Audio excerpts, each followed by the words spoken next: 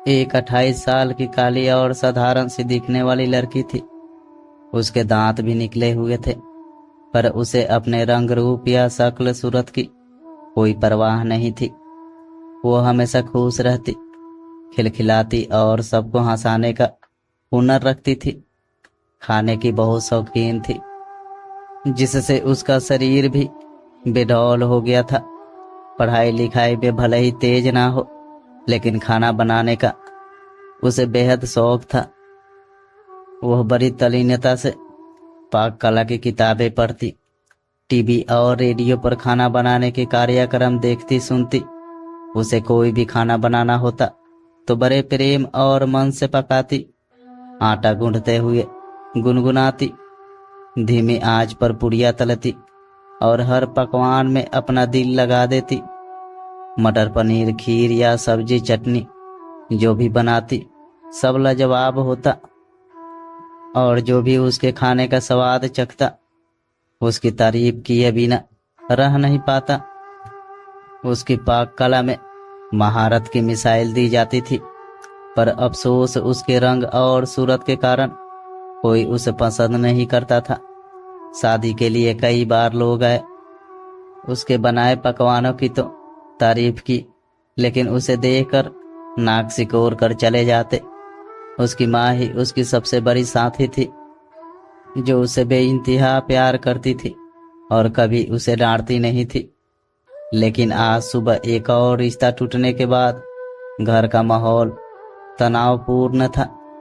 पिता गुस्से में माँ को ताने मार रहे थे, कह रहे थे, पता नहीं कौन से पाप का फल है ये लड़की। उस दिन वो लड़की भी तैयार होकर कहीं चली गई थी।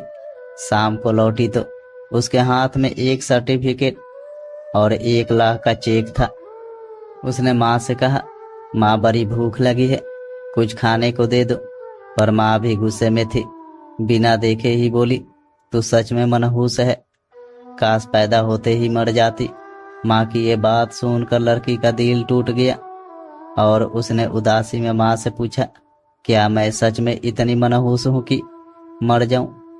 माँ ने गुस्से में कह दिया, हाँ जा मर जा, सबको चैन मिलेगा। लड़की का दिल ये सुनकर टूट गया। वह चुपचाप अपने कमरे में गई और दरवाजा बंद कर लिया। थोड़ी देर बाद माँ को अपनी गलती का एहसास हुआ और वह दौड़कर उसके कमरे की तरफ भागी। दरवाजा खटखटाने पर भी ना खुलने पर माँ ने जोर से धक्का मारा।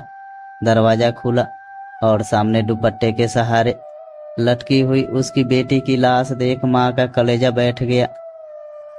वहीं एक चिट्ठी और 1 लाख का चेक रखा था। चिट्ठी में लिखा था, माँ मैंने आज तक तुम्हारा कहाँ माना है, आज तुमने मरने को कहा तो ये भी मान रही हूँ। अब तुम मनहूस लड़की की माँ नहीं कहलाओगी। मुझे सबने काली, मनहूस और भोंदू कहा।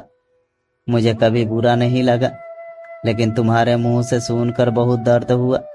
माँ आज मेरी जिंदगी का सबसे खुशी का दिन था, क्योंकि मैंने नेशनल लेवल की खाना बनाने की प्रतियोगिता में पहला पुरस्कार और 1 लाख रुपए जीते हैं।